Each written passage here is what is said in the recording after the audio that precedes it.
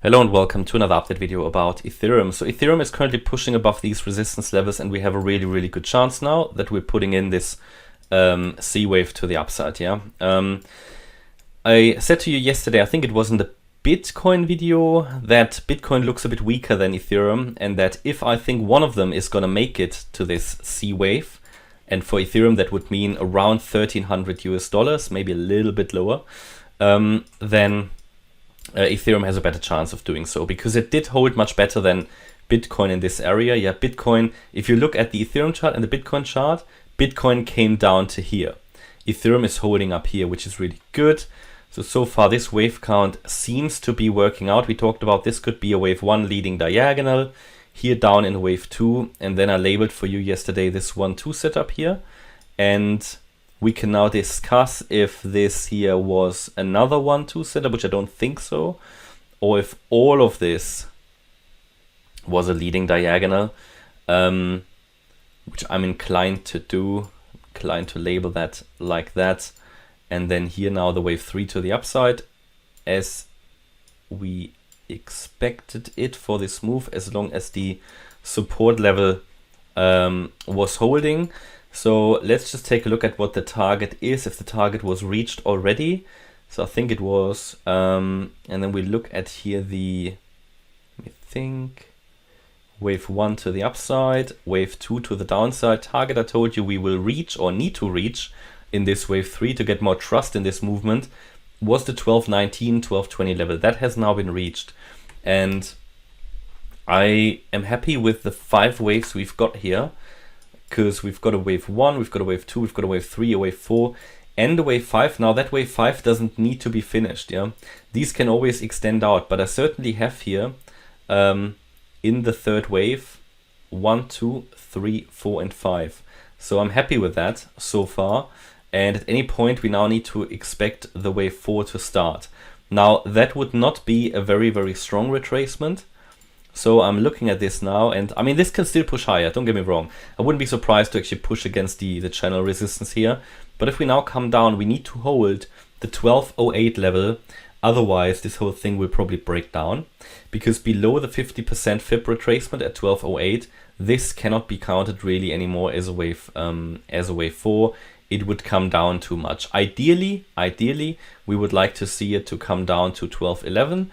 That's just the ideal retracement for a wave 4, or the 23.6% retracement at 1215. That would be a rather shallow retracement, but it would also be acceptable for a wave 4. So if we come down now, this is the support area it needs to hold. Otherwise, we only received 3 waves, and it's probably gonna break down, and it is not reliable anymore.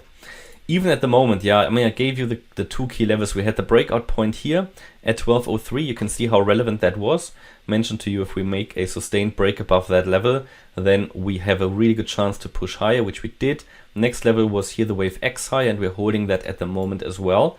And the next level is just the breakout point of this descending channel. So at the moment it's looking good. What would happen ideally is that we are making these 5 waves. We would then count this again as a wave 1, and we would then move up further in a C wave. Yeah, a wave 1, and then you would get a wave 2, a wave 3, a wave 4, and a wave 5.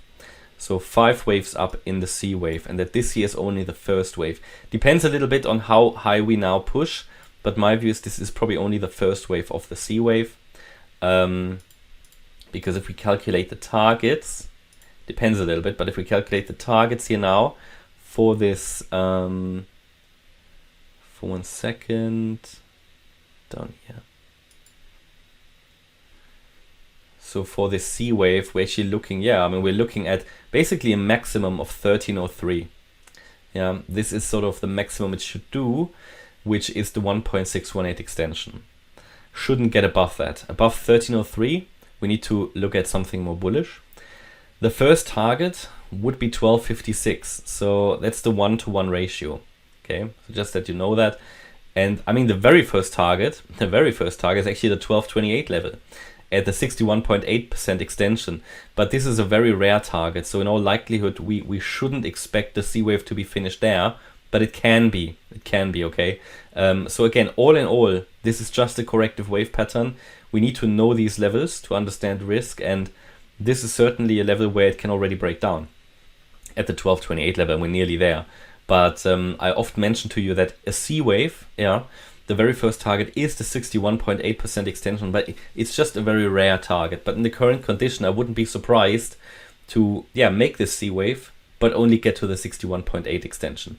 So it all depends on the support levels when we then come down further.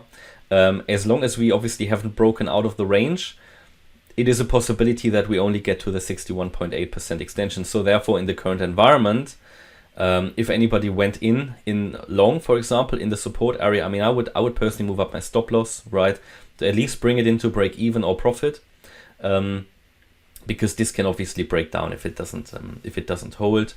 And so that's sort of what I would do. And then you should be equipped for either a higher move, or if it does break down, at least you get stopped out break even or in profit. So it should all be good. But yeah, it's not an easy space to maneuver. Yeah, certainly the last entry area worked. It's just a matter of do we break out of the channel as well? Okay, so that should make it clear. Hope you liked the update. If you did, please hit the like button, leave a comment and subscribe. And if you really like the content, please check out the channel membership. Thanks a lot for watching. Bye bye.